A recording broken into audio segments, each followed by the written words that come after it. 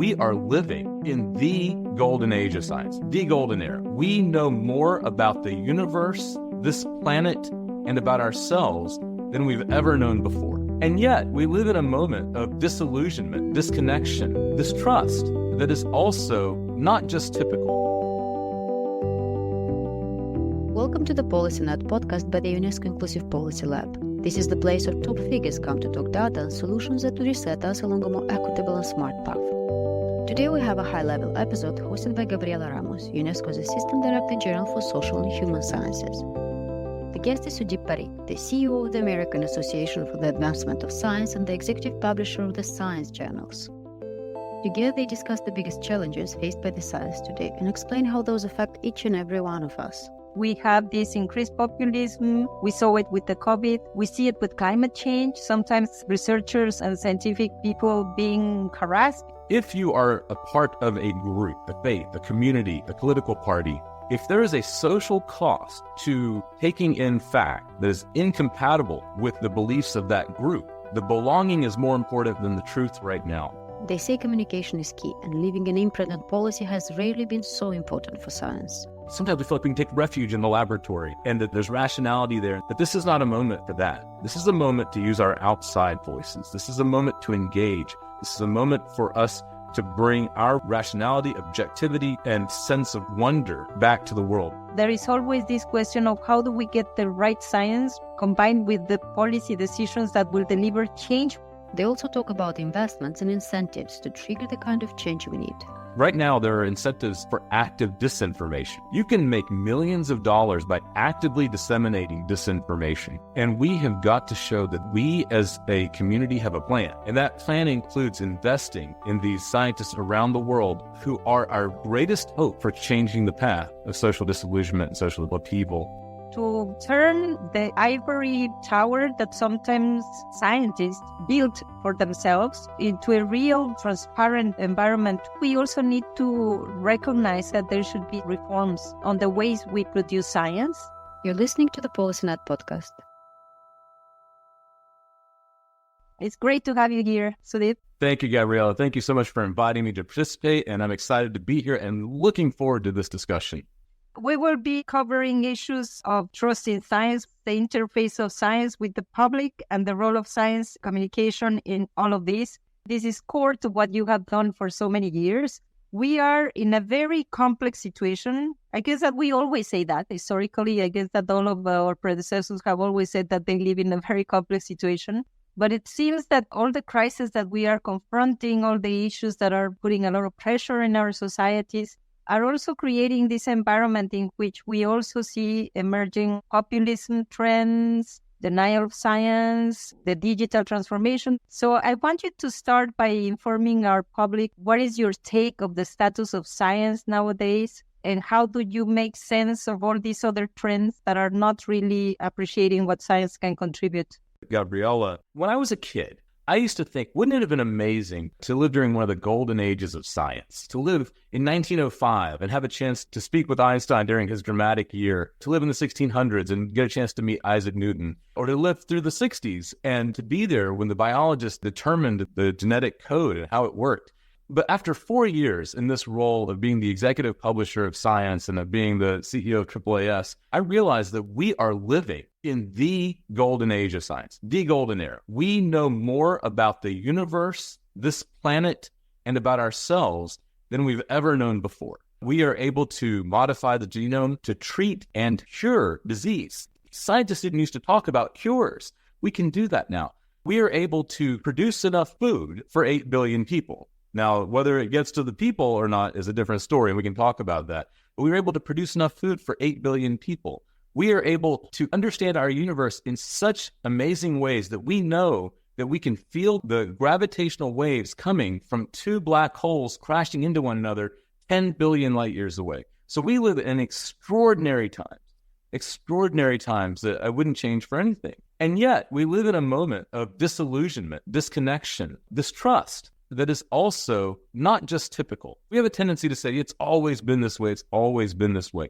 But the pace of change, some of it wrought by the technologies and the scientific discoveries that our enterprise has achieved, is driving a sense of loss of control, loss of interaction, loss of understanding that I think is new. So we have to be prepared to deal with that because, to paraphrase Carl Sagan, we've built a society that is built on foundations of science and technology and discovery. We couldn't live our lives without those innovations and those technologies that are coming from scientific discovery. And yet, if the greater part of the population does not understand that science, does not feel connected to that science, does not feel the benefits of that science, then that edifice will slowly fall apart. We cannot continue in this golden era if we don't make that connection.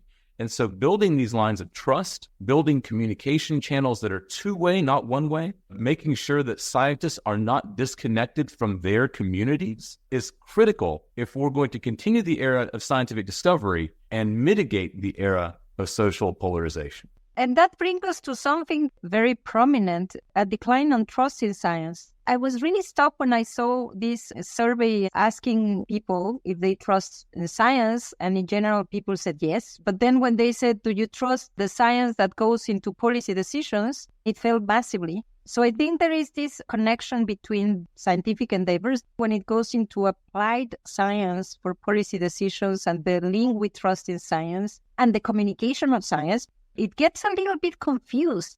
What would you tell our listeners about these elements? Because we might need to dissect them and understand them better in a context also where we have the climate change and we have the inequalities and we have all of these trends that are also calling massively for more science. You're right. We have big existential threats and crises upon us. Frankly, the pace of those crises coming at us has increased, whether it's pandemics or it's climate change or it's the food and water insecurity. These are coming at us very quickly. You're right to point out this decrease in trust in science. There's data from Pew here in the United States showing that scientists are among the most trusted professions, but it's decreasing. The trend line is not good, but we shouldn't lose hope because there is trust there.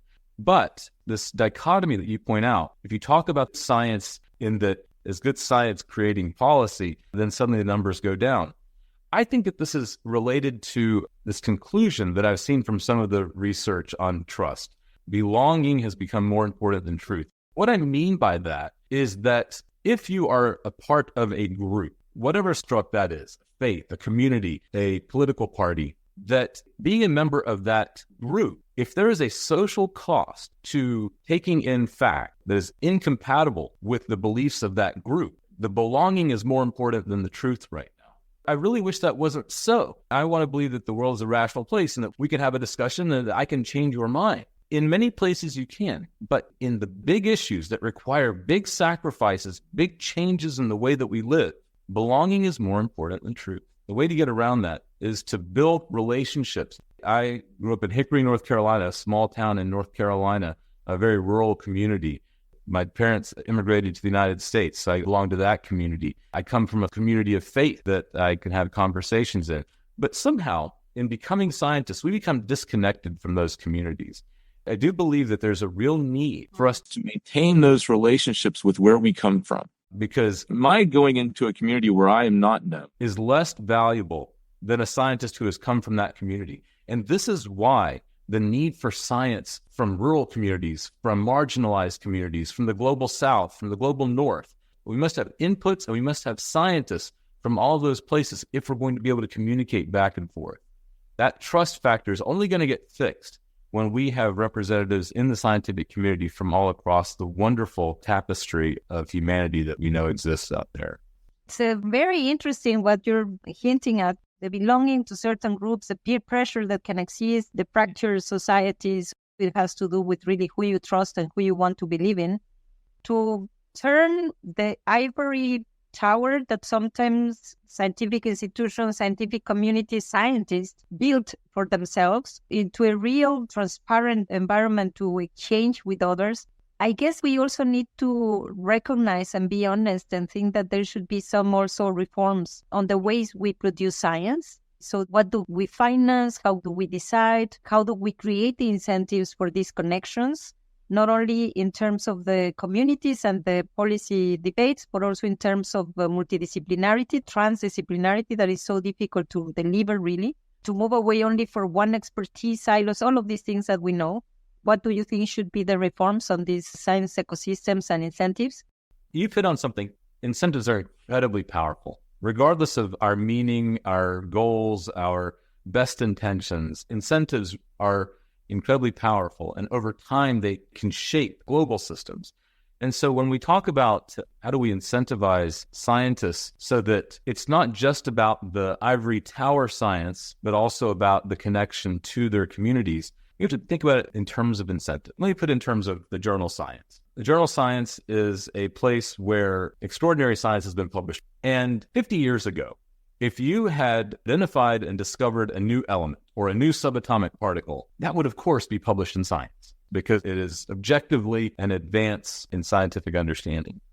But 50 years ago, if you had identified a simple behavioral change that would reduce health disparities between groups of people in the Mississippi Delta, let's say cardiac arrest between white men and black men in the Mississippi Delta of the United States, that might not have been published in Science, because even though it would have a gigantic health impact to reduce that health disparity, it would not have been seen as gee whiz science. And so that has already changed.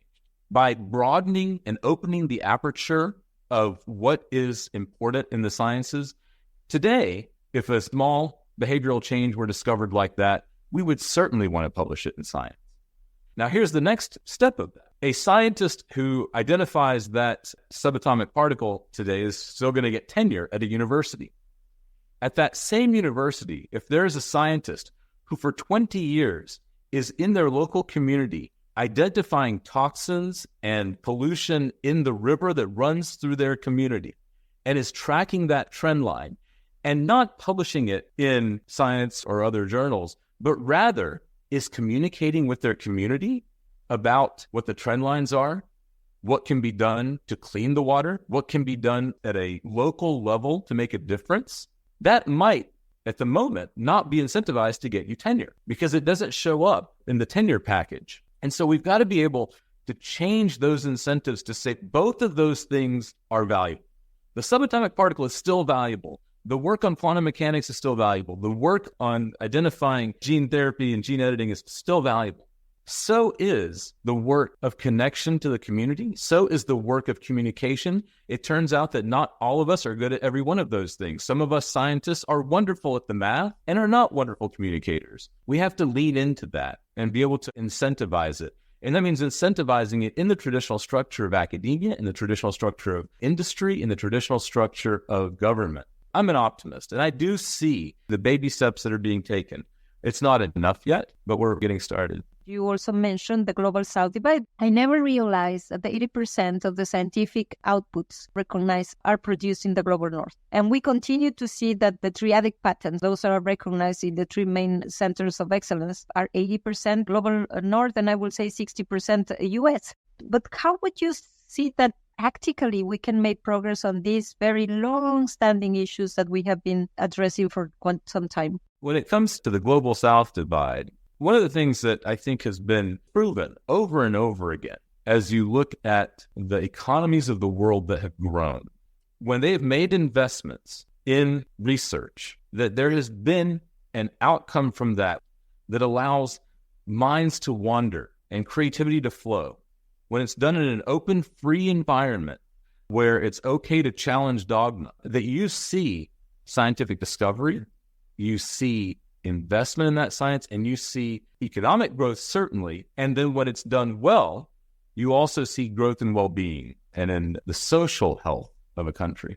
And you can see that across the United States after World War II, Europe, Japan, China in the last 30 years. Those investments have made a giant difference. And we've seen huge portions of the population come out of poverty, gigantic portions. I mean, if you look at data, and a lot of this is driven by China and India, that you see huge proportions of people that are coming out of extreme poverty. And it's partly because of investments in infrastructure. And it's partly because of investments in scientific discovery. The part that we can make easier is that some of the objective measures of science are not so objective. We like to think that everything is a number or everything can be measured. but some of them are not. And part of it is that this aperture that identifies behavioral change for decreasing health disparities still needs to encompass what's happening in the global South. You see this vibrant research community in Latin America that is growing. You see it working through open science, through mechanisms of open access to publications. You see it in some of the collaborations that are happening between the North and the South. If you think of the Potsdam Conference, where so much of physics was worked out, or you think about the Asilomar Conference, where recombinant DNA discussions were happening, they're very small discussions, very small groups of people coming together. And we have to broaden that conversation while maintaining relationships. And we can do that in the 21st century. Technology allows that in a way that we never could have done in 1978. And so we have to be able to use the technologies that are here and available now to take a global community. And when a scientist at Stanford meets a scientist from Chile, and they have a discussion about the science that is out there, science is an incredibly powerful unifying language. When we see great science amongst each other, we know it. And when we see great and creative minds, we know it. And so we've got to be able to use the technologies of the 21st century to build that global community so that then the recognition that wonderful science can happen in countries where the investment has been low so far. And then those governments can see that investment can lead to economic growth, better health, better well-being for their citizens. And we can have a virtuous cycle. And that can be incentivized by some of us who sit in these global structures of objective measuring. That's at UNESCO, that's at AAAS, that's with some of the commercial publishers that are out there. We have to be careful about this.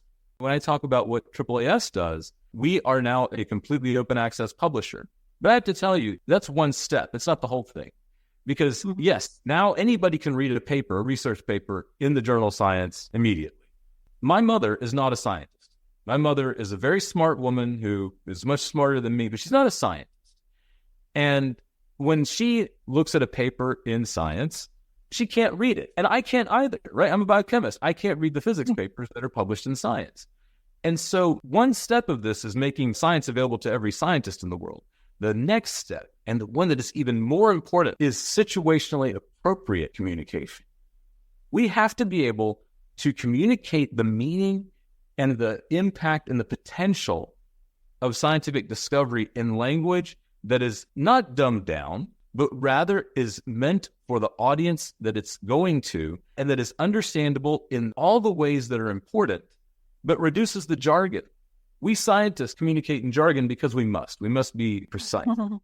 But we have to understand that when we're communicating with policymakers, when we're communicating with individual people, or we're communicating with different groups, we have to lose that jargon, sacrifice a little bit of precision to maintain accuracy, because that is how we build trust. It's how we build the incentive. And it's how my mother, who is not a scientist, becomes a supporter of scientific research and discovery and the value that it brings to people on this planet. We can't live in our bubbles. We can't live in this separation, because when we do, that edifice will fall. It cannot be sustained. It's inspiring what you are sharing with our listeners. On the one hand, how can you bring the wisdom coming from many more places, and not only the kind of scientific endeavors we know that are well structured and that are qualified.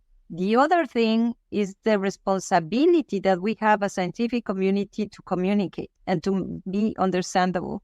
The investments in the Global South are also very, very important. I can see it even in my own country, in Mexico, where R&D investments are not that high. And I think there is a responsibility from the Global South to invest in those items. But there is also a responsibility in the Global North to make more inclusive the way we build the infrastructures. So these are things that are almost like an action plan. Yeah, Gabriela, I think the last time we saw each other in person was in Cape Town, South Africa. And the day before we saw each other, I went out to the Square Kilometer Array Observatory, the SKAO, which is being built in South Africa. What's extraordinary to me about that, it is that it is a global collaboration. There are nations from the global north, from the east, from the south, from the west. And what I saw when I went to visit is that this telescope is being built in ancient lands that are protected from radio frequencies because of the geography. We're attempting to build a connection between this global look at the universe. You know, we want to see galaxies with this telescope. We want to understand the formation of the universe. But the connection that's being built with the children of the Northern Cape is actually just as important as the discoveries we're going to make about the center of the galaxy. If we understand that as we're making those investments, if we understand that the investment in the connection between the telescope and the community is just as important as the investment in the sensors that are going to look at the black hole at the center of our galaxy, that's when we will have made a real leap in our thinking. Because if we can make that connection, then I'm convinced that there's a child there in the Northern Cape that will be amongst the group of collaborators that finds a cure for Alzheimer's, that there will be a child who builds the next great telescope and sees farther than anybody's ever seen before. That's why I think that investments that come from the global north and the global south that are in collaboration and build infrastructure and build people, because all of this is built on people. The technology is here, but it becomes obsolete in a year. People do not become obsolete if we don't let them. We have to invest in people. Let me bring you to one additional aspect when we talk about people, that is the role of scientists. Here at UNESCO, we have a recommendation on science and scientific research. Those that are at the core of all these endeavors are the scientists, the researchers. But we have this increased populism. We saw it with the COVID. We see it with climate change. Sometimes researchers and scientific people being harassed because of their findings. Some authoritarian regimes not wanting to communicate the results of research agendas. How do we bring more scientists into this environment? And how do we make the environment more friendly for scientific endeavor that is open, that is free, and that really delivers better for our societies? This is a problem that has been ongoing for centuries. And so we should look to some of the work that our organizations have done in the past. The AAAS has been involved in looking at scientific freedom and scientific responsibility for a very long time, decades, going back to the 1960s and 1970s, when scientists in certain parts of the world were not able to enjoy the freedom to think in every direction, to be creative, to collaborate. And we know that when science is constrained in those ways, that we don't reach full potential. So part of what we have to be able to do is, first of all, shine a light. The worst thing that can happen is for scientists to be in danger or threatened and for no one to know, because this creates a culture of secrecy and of intimidation that we cannot allow. So organizations like the AAAS, the National Academy of Sciences and Medicine and Engineering here in the United States, UNESCO, others around the world have been real champions in shining a light and ensuring that we know when scientists are being threatened, when they are in danger. Because we want to create that freedom of inquiry that is so important to discovery and progress. We want to also make sure that we have access to the most brilliant minds in the world. I am a firm believer that this ability to go beyond where we are as a general society, to think beyond that in the way that Einstein or Newton or others around the world have done, is everywhere. We just have to be able to find it. And so what that means is we need to be able to create systems and programs and incentives that ensure that we are not just drawing scientists from Cambridge and Palo Alto and London and Paris, but we're also drawing scientists in the United States from the Central Valley of California or the Mississippi Delta or Appalachia, in Europe from Eastern Europe, from parts of India that are still under the weight of poverty. We need to be able to find scientists from everywhere. To be able to do this, we need to show two things. One is that you can have an impact by scientific discovery. I've noticed in this generation that is coming up right now, they are driven by the ability to change the world in their communities. The second is that there is a path. And this is really important because we are right now in the US and in the global north, in fact, hurting ourselves as well, and also hurting ourselves in the global south, in that we are not showing that there's a path to success and a good life for yourself as a scientist by pursuing a scientific degree. Our incentives are such that we have turned graduate students and postdocs and researchers at the early career stages into worker bees, as opposed to thought partners for senior scientists. And we've got to change that. And I'm going to speak at a science festival for young people. And they are so excited. They want to be excited about science, but they've also got to see that a job in the sciences can help their own community and help their own family. That is something that we have not done well enough. All these pieces, we've got to make sure that that environment as a whole is out there. Yet it's connected to all of society. And this is where I want to go back to the things that you talked about at the very beginning, the pace of change, the social upheaval. Right now, there are incentives for active disinformation. You can make millions of dollars by actively disseminating disinformation. And in that world, as a young scientist, you can feel hopeless. And we have got to show that there is hope, that we as a community have a plan. And that plan includes investing in these scientists around the world who are our greatest hope for changing the path of social disillusionment and social upheaval. I really believe in getting people more excited about the scientific endeavors. So fundamentally important, I wanted to just close this segment on how to produce more science, bring more scientists, get people to understand the value of science, communicating of science with the policy link. We have the Inclusive Policy Lab here because there is always this question of how do we get the right science combined with the policy decisions that will deliver change, which is exactly what you are aiming at. Science for change. So this question, Sudeep, is the question of science policy nexus, independently of having more populist governments that might neglect science, the intricacies of getting the science of policy decisions right, which is not very straightforward, no? If only I knew the answers, Gabriela. But there are certain things that I believe deeply. One is that to get good science policy, you have to have an infrastructure of being able to curate, create consensus among scientists. Now, that's not always right. Sometimes we get it wrong, and we have to be humble enough to understand that. And we have to be humble enough to say, this is what the science is telling us today, that we will get more data, and it can change. And we have to be honest about that. But we have to create the right systems so that we can raise up what is that consensus and what is the counter argument in case there is a minority scientific opinion. Scientists of goodwill can disagree. We know that. We do it often. In fact, it's one of our strengths. The second piece is that if we're going to have an impact on policy, no matter how eloquent your words as a scientific advisor, if you don't have a relationship with a policymaker, then your wonderful words, your eloquence, your talking points will only go so far. And so we have to be doing both things at the same time. We must create the systems that raise up the scientific consensus and then also provide the counter arguments. That's part of what we do here at the AAAS and at Science. That's part of what UNESCO does as well. The second part is to build those relationships so that when it is time to deliver a message, it's coming from someone who is trusted.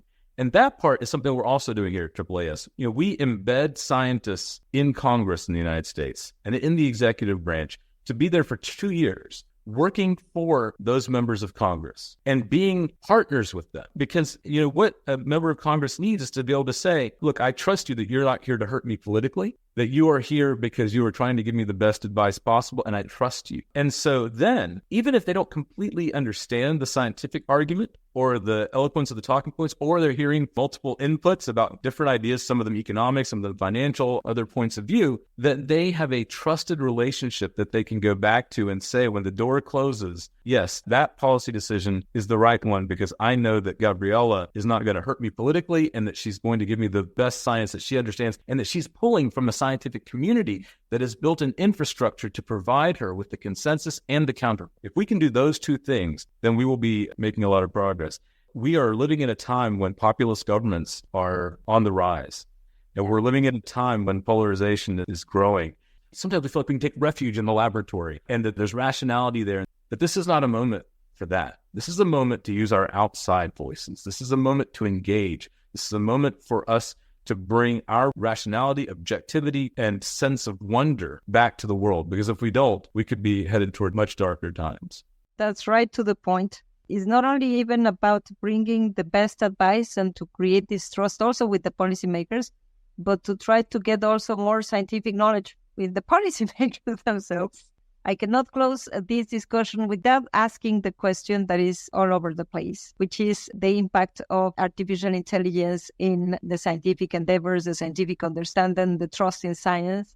I want to ask you, what is the impact of these amazing tools for scientific endeavors?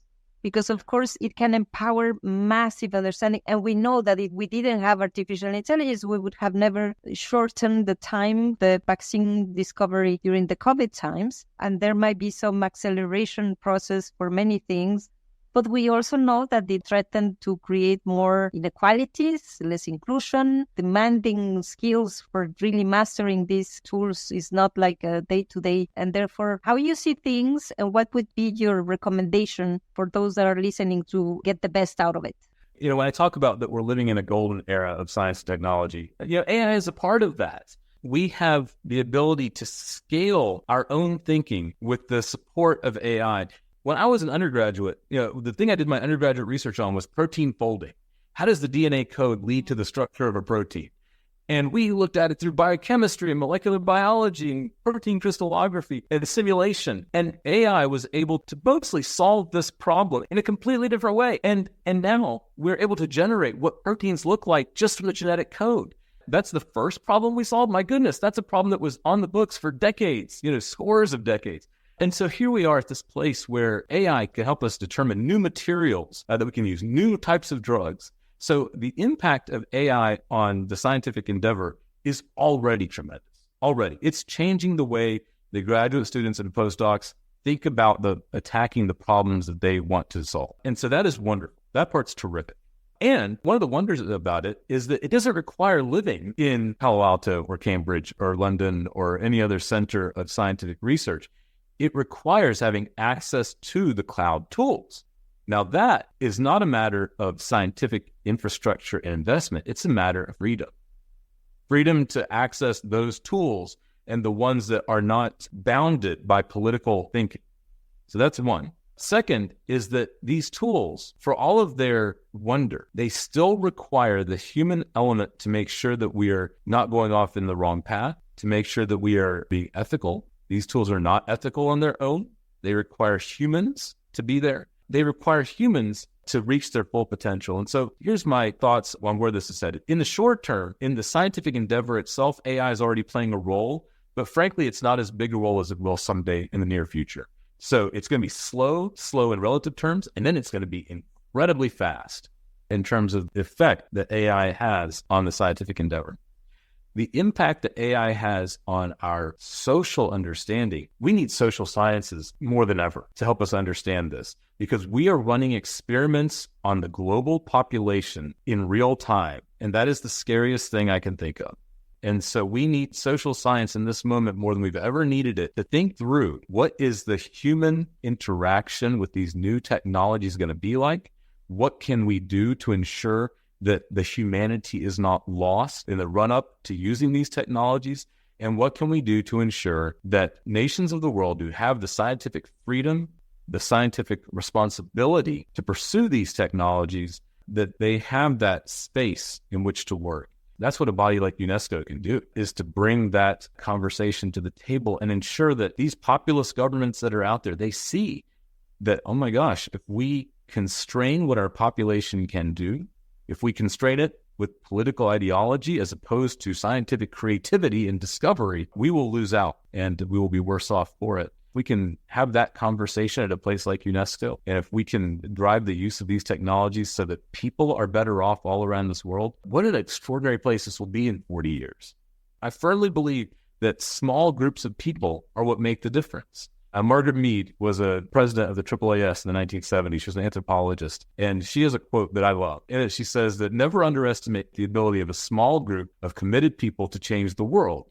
Indeed, it's the only thing that ever has. And in the face of tremendous change like AI and misinformation, disinformation, and everything else, the only thing that is going to make change and progress for the better is small groups of committed people. And I run across them all around the world, Gabriela, especially when I'm with you. This is the nicest way of closing this fantastic podcast. In all of the answers is the sense of agency. The sense that we can shape the direction of science. We can change the direction of policy decisions. We can use artificial intelligence for good. And this is exactly what motivates us every day to go on. So I really want to thank you, Sudhir, but for the benefit of our listeners, it would be great if you could just mention some of the resources that are out there, the links, journals, so that they can continue with this conversation through the very good deliverables that the American Association for the Advancement of Science give access to. Gabriela, I'd be happy to. So first, go to AAAS.org, AAAS.org. That's where you'll find all of our programmatic activities. And so you'll find our work in science diplomacy. You'll find our work in putting scientists into policymaking places for 2 years at a time. You'll also find our helpful toolkits on science communication and other toolkits to help you build your public face as a scientist. I also encourage you to go to science.org. That is where our journals live. We only have 6 journals. We're not a giant publisher, but they are 6 influential journals. They are places of conversation amongst the scientific community that I think are incredibly valuable. The other place I'd suggest for you to go is also to our partner organizations around the world. we are deeply collaborative here at the AAAS. We recognize that we alone are just a small organization trying to make change. And so the websites for the National Academy of Science, Engineering, and Medicine in the United States has wonderful resources, both in terms of scientific reports and influential documents, but then also in terms of public-facing websites that are out to help communicate science. So that's one example of one of those partner organizations that I would say you've got to go, and we've got to pull together as a community. We have these abilities, we have these expertises. We've got to bring them together in a coordinated fashion to make our mark. Our listeners will be sure that thanks to your leadership, they are also understandable. So that's great. I love all what Sudip said, because this is also in the core and the DNA of UNESCO science work. But I also love your call for more social and human sciences, because we need to understand people, we need to understand societies, we need to understand the impact of technologies. And therefore, I finish this conversation feeling somewhat important, but also with a lot of responsibility and things to deliver. Thank you so much, Sudip. It has been a pleasure. Thank you, Gabriela. I look forward to our collaboration in the future. We reached the end of this podcast. For more deep debate and data-driven solutions, follow the PolicyNet podcast on all major platforms.